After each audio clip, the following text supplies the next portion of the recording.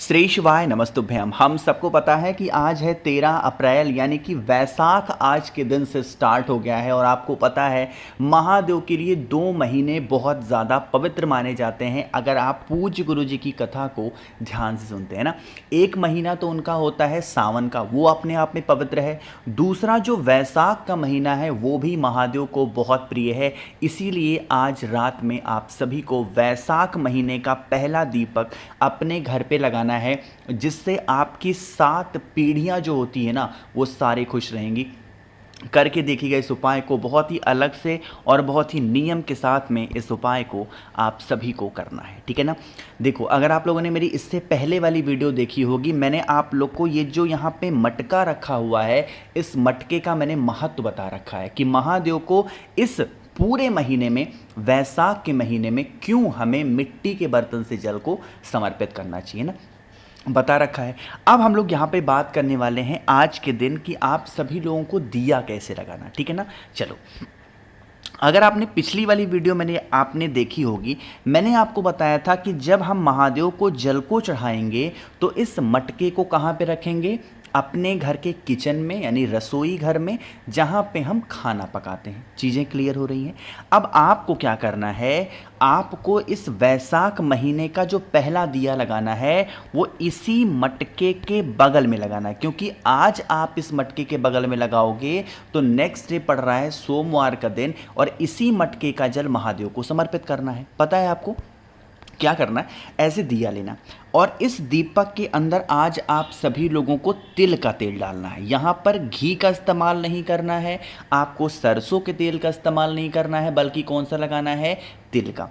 और एक बात और पता होगी कि जब भी हम अपने रसोई के घर में दिए को लगाते हैं तो वो बत्ती कौन सी होती है, हमेशा लंबी बत्ती का दिया लगाना चाहिए। लेकिन अब आज के इस दिन पे लंबी बत्ती के दीपक को भी लगाने का एक तरीका है।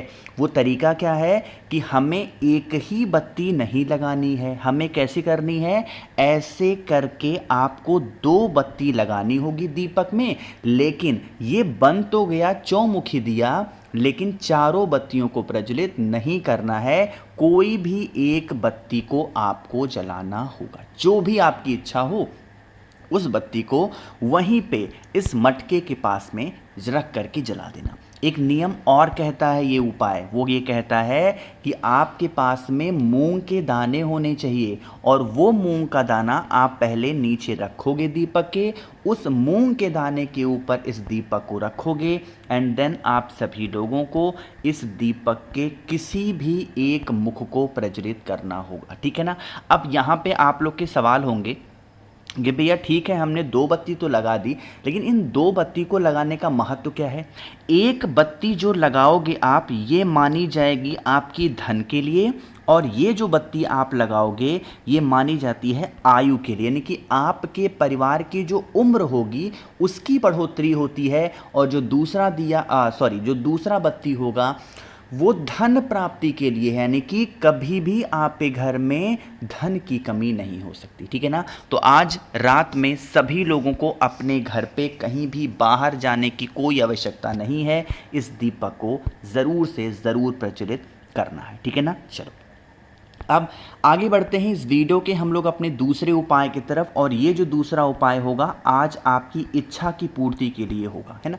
देखो, वैसाख का महीना मैंने बताया पवित्र है महादेव के लिए, लेकिन वैसाख के महीने में भोले शंकर की 5 बेटियां, नाम क्या है इनका, अरे जल्दी से बताओ, जया, विषहरा, सामलीबारी, देवतली और देव, यही तो 5 नाम है। तो आप सभी लोगों को आज इच्छा पूर्ति का ये उपाय भोले शंकर की बेटियों के नाम से करना। चीज़ें क्लियर हो रही हैं, समझो। सबसे पहले हमें ज़रूरत पड़ने वाली है मात्र एक बेलपत्र की। बहुत ज़्यादा कुछ भी लेने की ज़रूरत नहीं है, सिर्फ एक बेलपत्र लो। आपके पास में लाल चंदन हो तो लाल चंदन, घी हो तो घी, शहद हो तो शहद, कुछ भी आपके पास में हो, इस बेलपत्र के बड़े वाले पत्ते पे लगा दो, कुछ भी लगा दो। इत्र हो तो इत्र लगा दो, कुछ भी नहीं मिल पा रहा है तो दूध लगा दो, घी लगा दो, दही लगा दो, कुछ भी मतलब कहने का है लगा देना, ठीक है ना। लगाने के बाद में आप इस बेलपत्र को उठाएंगे और लेके चले जाएंगे कहाँ पे, महादेव के शिवलिंग के पास में। आपको पता है महादेव का पूरा परिवार शिवलिंग के ऊपर ही विराजमान है और उनकी जो सबसे प्रिय पुत्री, सबसे छोटी पुत्री, जिनका नाम है माता अशोक सुंदरी, तो उस एक बेल पत्र को माता अशोक सुंदरी के स्थान पे जब आप रखोगे तो भोले शंकर की वही 5 बेटियों का नाम आप सभी लोगों को क्या करना है, बोलना होगा। वो 5 बेटियों का नाम दोबारा से बोल रहा हूँ, नोट करना है तो नोट कर लो, है ना। पहला नाम है जया, दूसरा नाम है विषहरा, तीसरा नाम है देवतली और चौथा नाम है देव और पांचवा नाम कौन सा है, जया, विषहरा, सामलीवारी और एक नाम और बच जाता है सामलीवारी। यह 5 नाम बोल करके बेलपत्र को माता अशोक सुंदरी के स्थान पे समर्पित करके और फिर इस बेलपत्र को माता अशोक सुंदरी के स्थान से उठा करके महादेव के शिवलिंग के ऊपर अगर आप अपनी मनोकामना कह के समर्पित करते हैं तो इससे चाहे वो कितनी भी पुरानी आपकी विशेष होंगी, चाहे वो कितनी भी पुरानी आपकी मनोकामना होगी, वो सारी विशेष, सारी मनोकामना आपकी बहुत जल्दी पूरी हो जाएगी। ठीक है ना। तो करना ज़रूर है भाई, भूलिएगा नहीं कोई भी लोग, ठीक है ना। 2 उपाय समझ में आ गए हैं, आगे बढ़ते हैं। अब इस वीडियो के हम लोग तीसरे उपाय की तरफ, जो कि आपको करना है शमी के पत्ते के साथ। लेकिन कैसे करने हैं, कहाँ पे, इसकी बातें हम तभी करेंगे जब आप सब लोग कर देंगे वीडियो को लाइक। जिसने अभी तक चैनल को सब्सक्राइब नहीं किया, मेरी आवाज़ आप पहली बार सुन रहे हैं, चैनल को ज़रूर सब्सक्राइब करेंगे, ठीक है ना। अच्छा हाँ, देखो, इस तीसरे उपाय को बताने से पहले एक बात बता दूँ। जैसे काफ़ी लोग ये कहते हैं कि भैया आप कोई भी चीज़ों को जब बताते हो तो विस्तार से बताते हो। हम लोग अब समझ चुके हैं कि हमें अपना फेस कौन सी दिशा में रखना है, कैसे करना है, बस आप जल्दी से बता दिया करो। देखो, मैं ये मान के नहीं चल रहा हूँ कि आप मेरी वीडियो को देख रहे हो आप पुराने हो चुके हो। तो बहुत सारे ऐसे लोग भी तो हैं जो मेरी वीडियो को पहली बार देख रहे हैं। अब अगर मैं शॉर्टकट तरीके से बता दूंगा आपको सारी चीज़ों को, तो जो नए लोग मेरी वीडियो को देख रहे हैं वो कैसे समझ पाएंगे। समझ रहे हो ना मेरी बातों को। इसीलिए मुझे हर एक चीज़ों को विस्तार से बताना पड़ता है स्टार्टिंग से, ताकि जो भी नए लोग वीडियो को देख रहे हैं या जो लोग कम समझ पाते हैं चीज़ों को, वो थोड़ा ठीक से समझ पाएँ। क्योंकि उपाय आखिर आप कर रहे हो तो थोड़ा ठीक से करो, है ना। चलो, अब इस उपाय के लिए हम सबसे पहले समझते हैं अपनी बेनिफिट क्या है।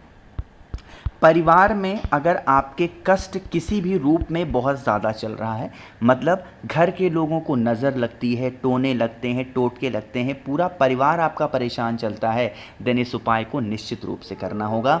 इसके लिए आपको या तो एक शमी का पत्ता ले सकते हो या तो आप एक चावल का दाना, दोनों में से जो आपको पसंद हो, जो भी आपको लेना हो, कोई भी एक चीज़ लेनी है।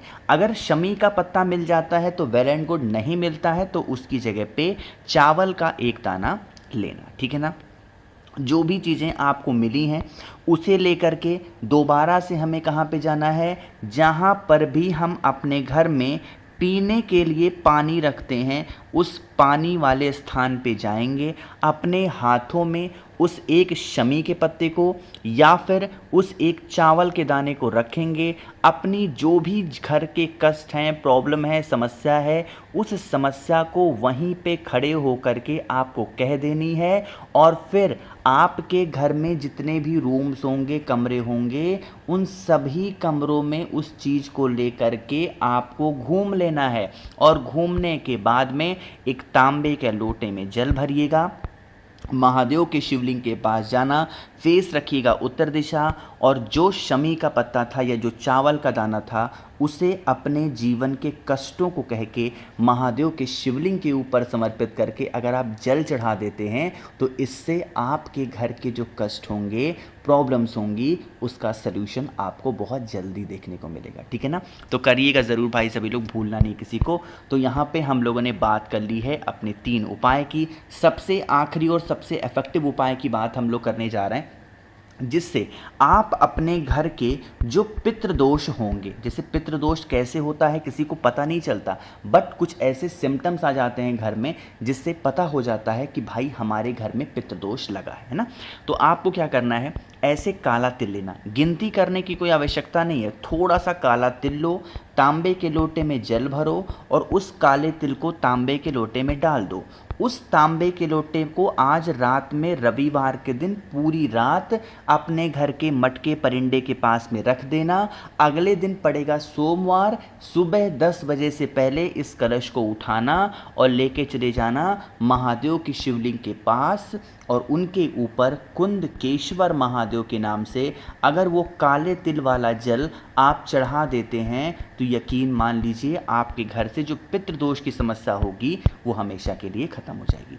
बाकी मैंने कोशिश की आप सभी को सब कुछ, सारी बातों को बहुत ही अच्छे से बताने की। वीडियो पसंद आई हो तो लाइक करिएगा, कुछ पूछना है नीचे कमेंट सेक्शन में पूछें, और मेरे जितने भी भाई बहन आवाज़ आज मेरी पहली बार सुन रहे हैं चैनल को ज़रूर सब्सक्राइब करेंगे। श्री शिवाय, नमस्तुभ्यम।